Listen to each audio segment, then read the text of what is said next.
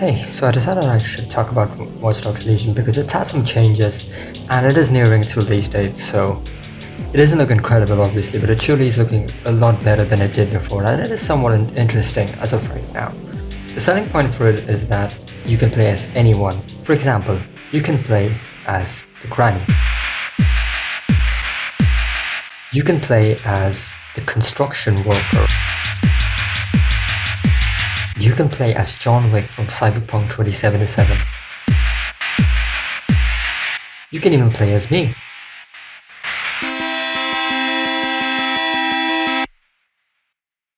Well, I guess that wasn't exactly as exciting, so they sort of had to cut that out, but whatever.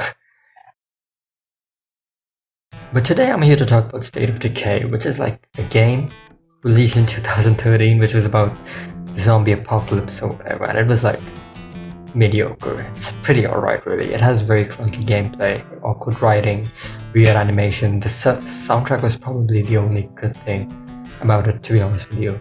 But what we're talking about here is play as anyone, which is the important feature for Watch Dogs Legion, right? So this game also had the same feature.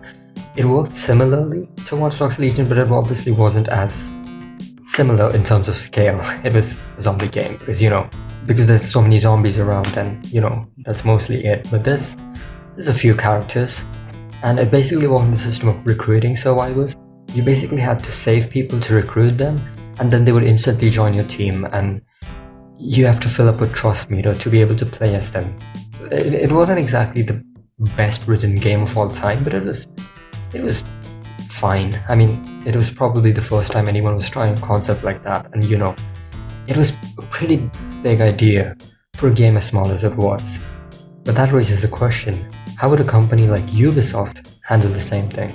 It obviously raises the question of how a story can be followed without a protagonist, but both of these games actually do have a protagonist in the form of I don't remember her name. There was some radio girl. You can't really play as her, so basically she can't be killed. And you can go through as many characters as you like, but she's gonna hold the story together. The same thing happens in Watch Dogs Legion as the AI assistant, Bagley, or whatever. I don't know. That's how the game keeps the characters united, I guess. I think it can, lead to some emotional impact being left out. It can lead to some major detriments to the character development of the story, but Watch Dogs doesn't look like an emotional game, let's be honest. I mean, the whole thing is just too hilarious. Another issue with it was that while playing State of Decay, I got connected to the first three characters, and one of them got sick, and I was going through the arc so quickly, the missions in it, because I wanted to see him come back to full health. I generally felt interested in him, and I wanted to see him get back to normal. Those characters died, and the rest of them, I just did not care about them. It was really just whatever, I just want to finish the game. And if Watch Dogs Legion wants to pull this off right, they really need to make sure that the characters are likable and that you can develop some kind of connection to them. Although I don't know how that's going to be possible because, play as anyone. Because the illusion that these are real characters.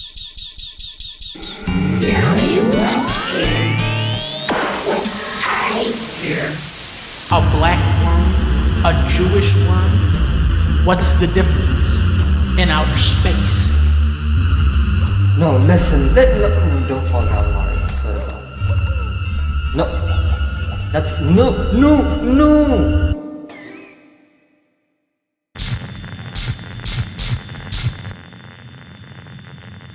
Nice to meet you, random video watcher. If you're seeing this right now, then you watched about 3 minutes of this video by now.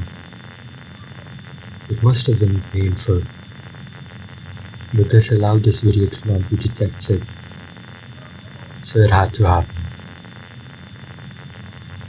You might say it was part of the preparation. Now, I can begin with the plan for real.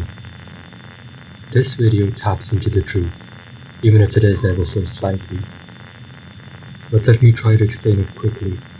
The protagonist in this game is Bagley, that I've already stated, but you don't understand the depth of that sentence yet. You see, you don't control those people in the world. Not directly anyway. You control Bagley himself. But what does that mean, you might be wondering? Bagley is just a helping AI assistant, is what they've told you, right? I'll be as clear as possible. Bagley and DedSec, the lockdown, didn't result in Bagley and DedSec. That's the wrong way to look at it. Listen well. The facts have been twisted here, so it might look like you know the truth. Bagley created DedSec himself. Modernization led to Bagley being able to control people's brains. But Bagley was smart with his approach. He didn't control people directly. No.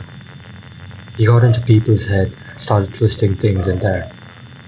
So they aren't completely lost yet, but still, they are in serious danger. And I can't ask anyone for help.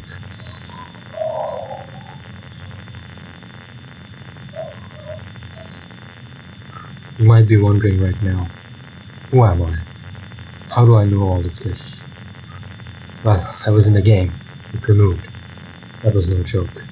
And it's the sole reason that I've been able to understand Bagley. The reason I've managed to get as far as I have is that I was able to see the files myself. The others have been deceived by Bagley. They don't know me. They've forgotten me by now. But I have people that I care about there. I need to help them. Somehow. But I can't. And the only way to do that is to ask you. You are the only one who can help. You see, the problem is that I haven't found a way back into the game yet. So you're the only one. And I must ask you to do this.